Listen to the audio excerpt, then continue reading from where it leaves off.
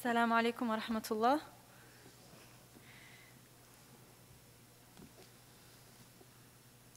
أعوذ بالله من الشيطان الرجيم. بسم الله الرحمن الرحيم. Alors d'abord, j'aimerais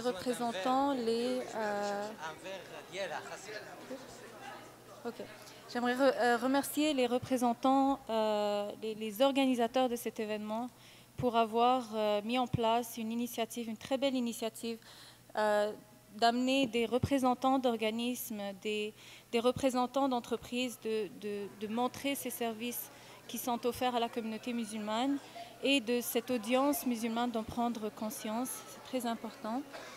Je remercie le FML de m'avoir donné cette opportunité de parler d'un sujet qui est très important, barakallahu fikoum, ce sujet qui est la famille musulmane. Quel est l'état de la famille musulmane au Québec? Quelles sont les problématiques de la famille musulmane? Et y a-t-il des pistes de solutions à celles-ci? Alors, il faut savoir qu'on n'en parle pas beaucoup, on n'en parle pas assez à mon goût. C'est un sujet qui est encore très stigmatisé parce que ça met beaucoup dans l'inconfort. On parle ici de services sociaux, on parle de conflits familiaux, on parle de santé mentale, et ce sont tous des sujets qui sont très sensibles au niveau de la communauté musulmane. Oui. Très bien. Alors, on va donner une certaine structure à cet échange, cette intervention, parce que ça peut être très complexe que de parler de la famille musulmane. Vous allez voir plus tard que même en définissant, parfois on peut dire les mêmes termes, mais en voulant dire différentes choses. Donc pour garder une certaine structure, on va commencer d'abord par voir quelques statistiques au niveau de la famille québécoise. On va voir au niveau du couple, au niveau de la violence conjugale, au niveau des signalisations de la DPJ, la Direction de la protection de la jeunesse. On va voir au niveau des troubles mentaux. Et donc, on va commencer par là, puis ensuite, on va définir la famille musulmane. Ensuite, on va aller plus aux pratiques, voir au niveau du centre que je représente aujourd'hui, que je vais vous présenter, le centre Laurentien d'aide à la famille, voir au niveau de ce centre la clientèle qu'on reçoit, essayer de faire ressortir les problématiques au niveau de la communauté à partir de là, et voir les pistes de solutions et l'aide qui peut être apportée à ce niveau-là. Donc, on commence avec... vous pouvez retourner juste une fois derrière. Merci. Alors, tout commence avec cette vision qu'on a, qui est très familière au niveau de notre dîn, l'idée que la qualité d'une société commence par son unité fondamentale, la famille. Si on veut comprendre la société, si on veut comprendre les problématiques de la société, ben d'abord, il faut retourner à la qualité de la famille. Est-ce que tout va bien au niveau de la famille? Barakallahu fikum. Parfait.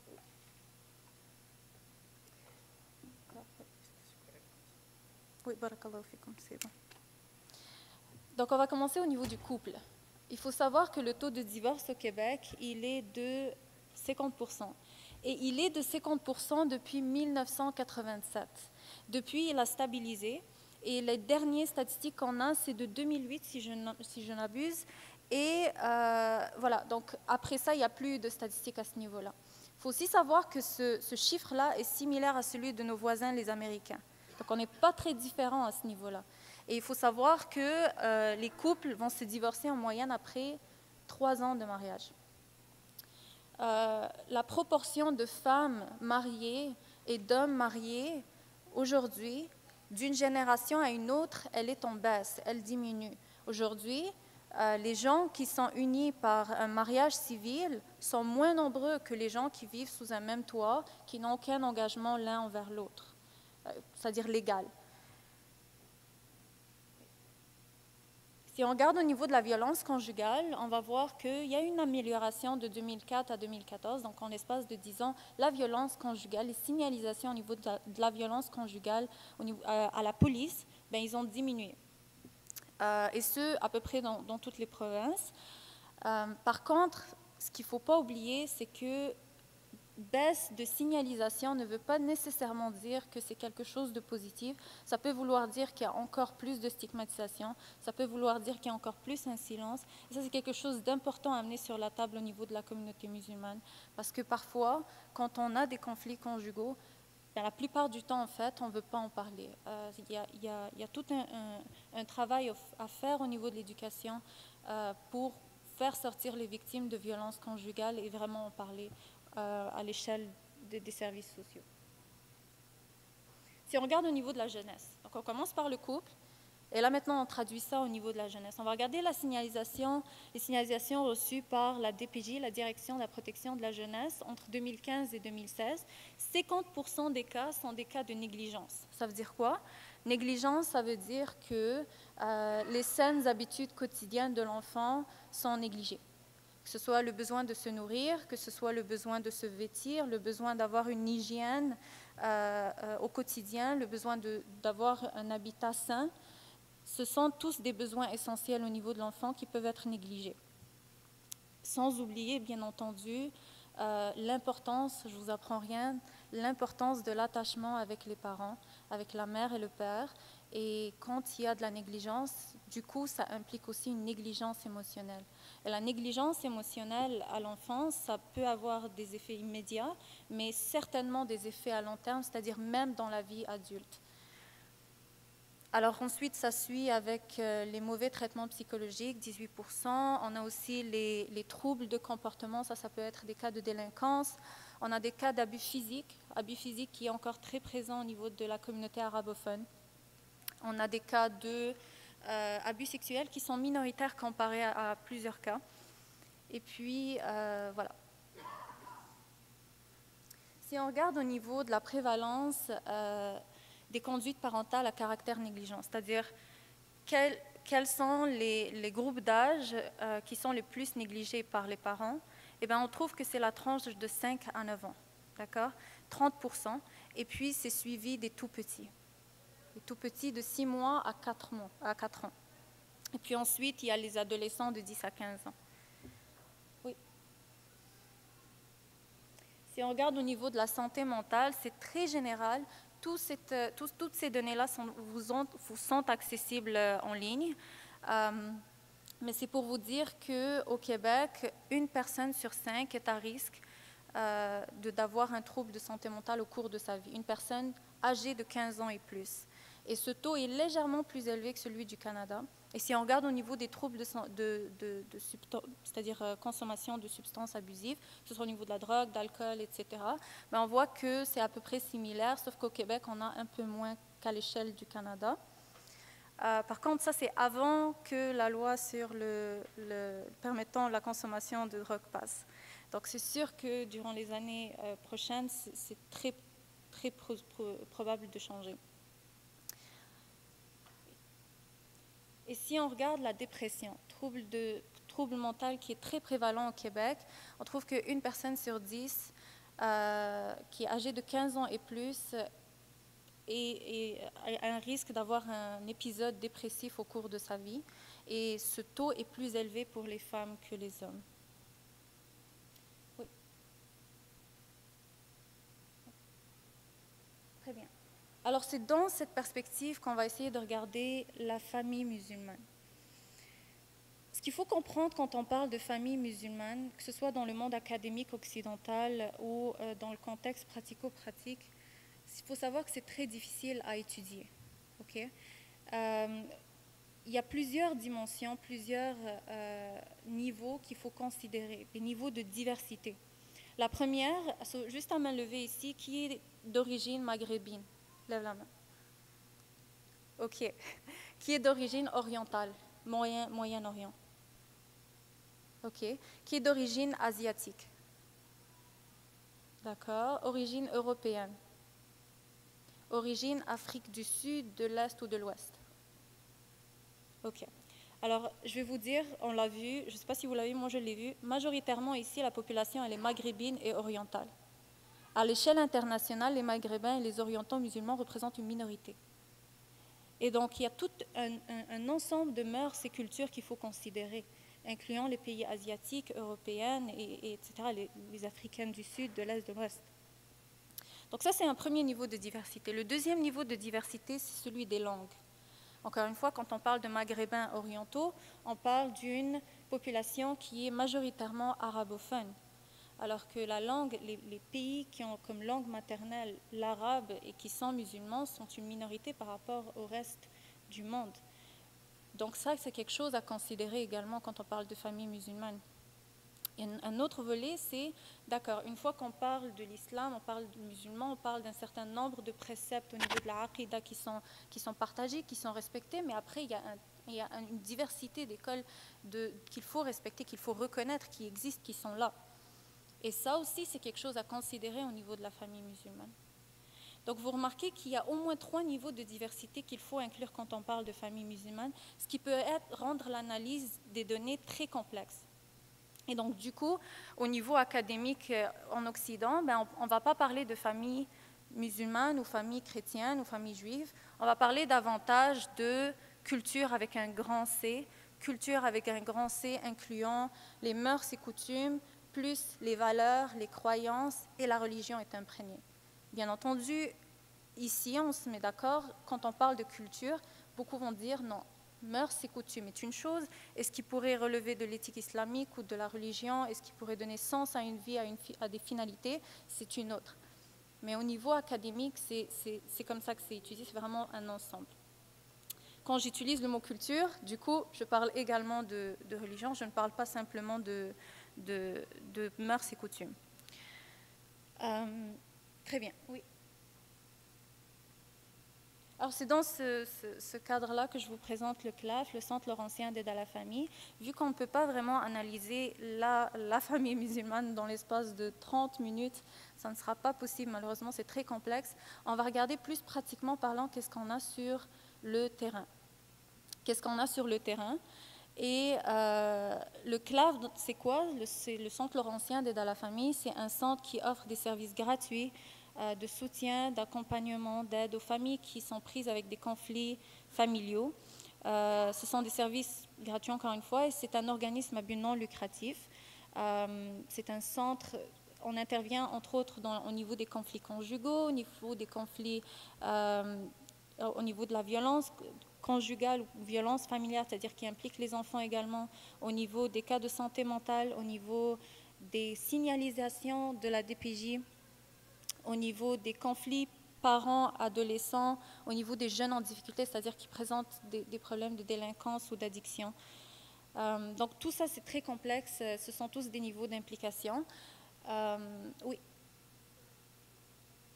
Donc, en grande partie, il y a 3 services qui sont offerts par le centre. On a un volet intervention, on a un volet information qui n'est pas nécessairement adressé à une clientèle qui vit des conflits familiaux, mais des nouveaux arrivants ou des personnes qui recherchent des ressources à l'échelle de Montréal, qui souhaitent avoir par exemple un hébergement ou une référence d'aide aux devoirs pour leurs enfants ou des services de gardiennage. On est apte à leur donner des références au niveau de la communauté. Ensuite, il y a la prévention qui est vraiment le focus, l'espoir sur le long terme, si l'on veut, parce que c'est vraiment là que se trouve la clé pour outiller la communauté pour savoir comment gérer leurs conflits.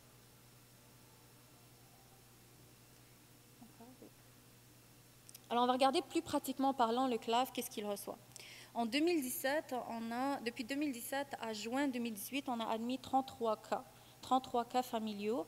11 en juin 2018 ont été traités. Il faut savoir que ça, c'est des cas où c'est vraiment des rendez-vous hebdomadaires, c'est des cas complexes qu'on traite, et ça n'est pas comme un rendez-vous chez une clinique, par exemple. C'est très différent.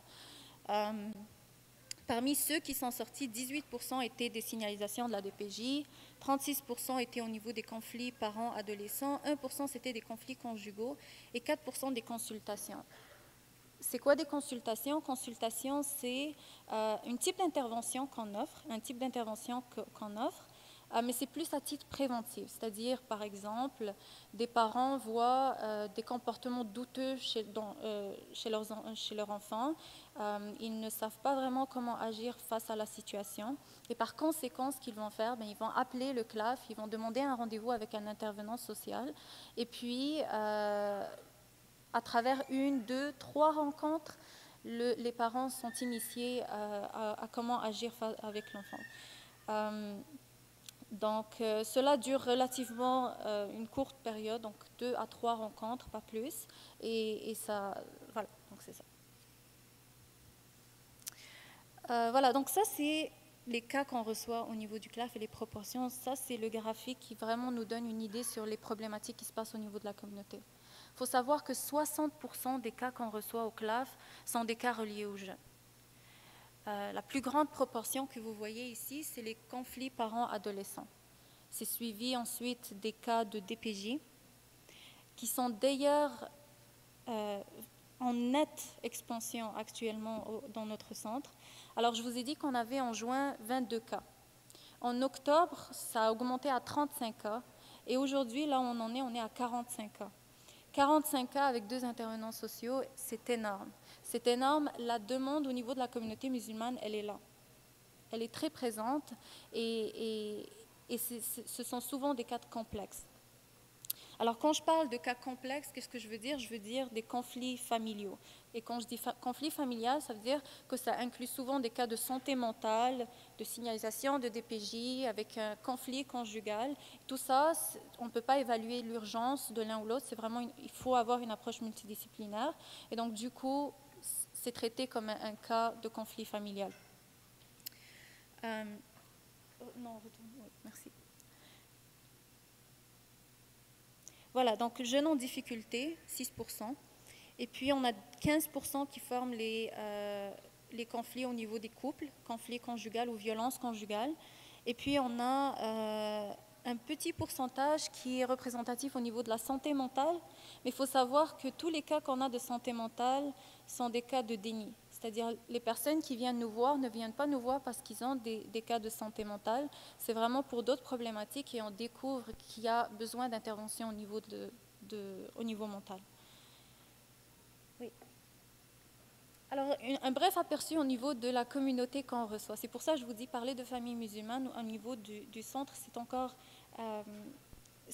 une approche généralisée par rapport à ce qu'on fait. Et pour ne pas tomber dans le réductionnisme, on présente vraiment le cas par cas qu'on traite. Notre communauté, du coup, elle est majoritairement arabophone. Elle est majoritairement arabophone, elle est majoritairement maghrébine orientale. Donc les maghrébins représentent le plus grand pourcentage qu'on reçoit au niveau du centre. C'est à peu près 75%. Et un petit 10%, c'est au niveau de la communauté orientale et le reste, ça vient ailleurs. 100% de la communauté, elle est musulmane, actuellement. Donc, c'est une diversité que l'on tient au niveau du centre.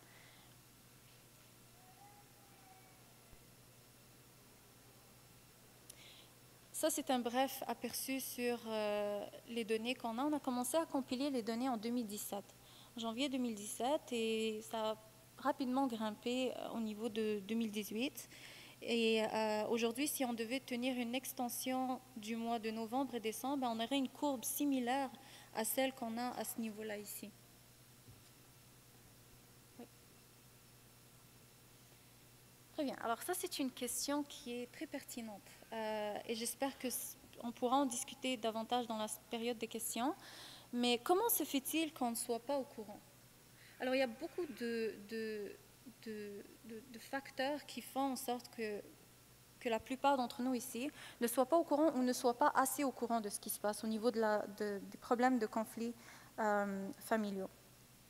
Il faut savoir qu'une cause majeure, c'est le fait que la population, la communauté musulmane, elle demeure très réticente envers les services sociaux. Elle met à l'écart le besoin d'avoir des services sociaux et il y a une grande stigmatisation au niveau d'utiliser des services sociaux. Pourquoi? Pour plusieurs raisons, je vais en mentionner juste 5. L'une d'elles, c'est quand il y a une situation de conflit clair au niveau de la famille, il arrive souvent qu'il y a un déni un déni par les membres de la famille.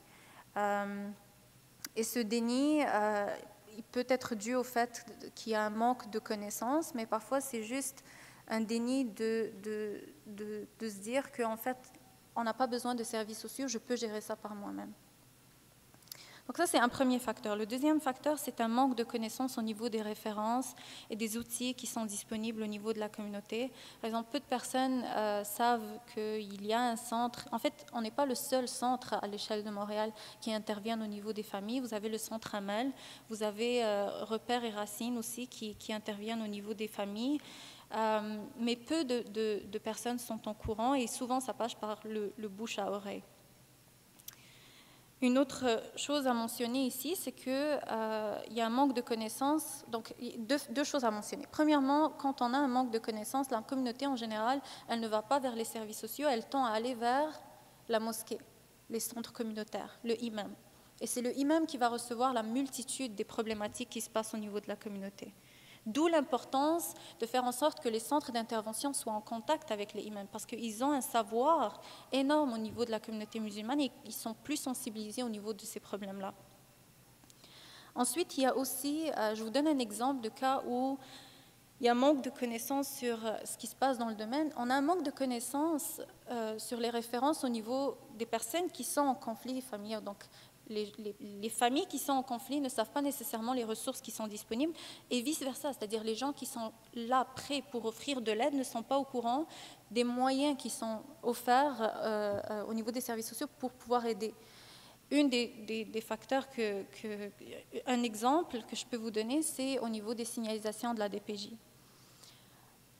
Au niveau de la signalisation de la DPJ, on avait 50% des cas de la jeunesse en octobre étaient des cas de signalisation de la DPJ, c'est-à-dire les enfants sont placés dans des foyers. Les enfants de foyers musulmans sont placés ailleurs. D'accord ? Ce taux continue à grimper. Et si on a 45 cas aujourd'hui, la marge de 15 cas en l'espace de 1 mois et demi qui s'est rajoutée, la plupart sont des cas de signalisation de la DPJ. La plupart sont des cas de signalisation de la DPJ. Et donc, une chose que je dis et je répète, c'est le fait que si on veut aider à ce niveau-là, au niveau des cas de signalisation de la DPJ, on a besoin de familles d'accueil musulmanes. On a besoin de foyers d'accueil musulmans. C'est quelque chose qui est nécessaire, c'est quelque chose qui n'est pas assez... En fait, on a très peu de familles d'accueil musulmanes et généralement, ce que ça fait, ça fait que l'enfant est accueilli dans un foyer qui n'est pas familier, qui a une culture différente et des valeurs qui sont transmises, qui sont différentes, et parfois même pas dans un foyer, parfois dans des centres de jeunesse, etc. Donc il y a un besoin d'implication à ce niveau-là. Il y a aussi un haut taux de stigmatisation au simple fait de chercher de l'aide à l'extérieur. Je l'ai déjà mentionné, mais l'idée c'est que ce taux il est beaucoup plus élevé au niveau des hommes qu'au niveau des femmes. Généralement, les cas qui sont amenés au centre, c'est les femmes qui en parlent. Et les hommes sont souvent amenés au CLAF parce qu'ils ont rentré dans la roue légale. Ils se sont imprégnés dans la roue légale. Et donc, du coup, c'est important que les hommes aussi s'outillent, apprennent les références qui sont disponibles et soient ouverts à l'idée de contribuer à ce mouvement-là. Les services sociaux sont très importants pour régler les conflits familiaux. Et une grande particularité de la communauté musulmane, c'est la peur d'être jugée par sa communauté. La peur d'être jugé, la peur de se faire pointer par sa propre communauté, de se dire « je ne veux pas me faire savoir que je consulte des services sociaux, je ne veux pas me faire savoir qu'il y a un conflit familial qui se passe chez moi, surtout sachant que je vis dans la communauté, ma maison n'est pas loin de la mosquée, on est tous en contact, il y a du bouche à oreille. » Il faut savoir que ce soit au niveau public, que ce soit au niveau privé, que ce soit au niveau des organismes à but non lucratif, les centres d'intervention ont tous les mêmes critères. La confidentialité est clé. La confidentialité est clé et c'est quelque chose que jusqu'à aujourd'hui, on est apte à maintenir malgré le fait que notre location elle est très stratégique au niveau de la communauté. Elle est très en plein milieu de la communauté au niveau de Raouda. de la mosquée Raouda. Donc il y a un volet confidentialité, il est maintenu. Donc cette peur n'a pas lieu d'être. Et puis pour moi, le volet le plus important, et c'est la raison pourquoi le CLAF est venu il y a 20 ans et qu'il continue d'être aujourd'hui, c'est la sensibilité au niveau de la culture et la sensibilité au niveau de la langue. Parce qu'en l'espace de 20 ans, les intervenants sociaux qui sont sur le terrain, qui interviennent avec les familles, qui interviennent aussi avec le CIUS, la DPJ, les partenaires au niveau juridique et légaux, sont aptes à être des facilitateurs au niveau culturel.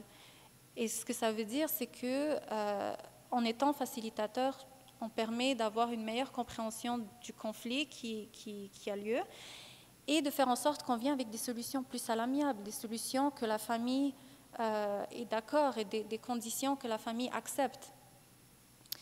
Donc il y a un lien de confiance qui est mieux établi avec le CLAF qu'avec, par exemple, des intervenants de la DPJ ou de d'autres centres quand ça vient à la communauté musulmane, justement parce qu'il y a cette compréhension au niveau de din, au niveau des coutumes et des mœurs, au niveau de la langue, et qui est très importante.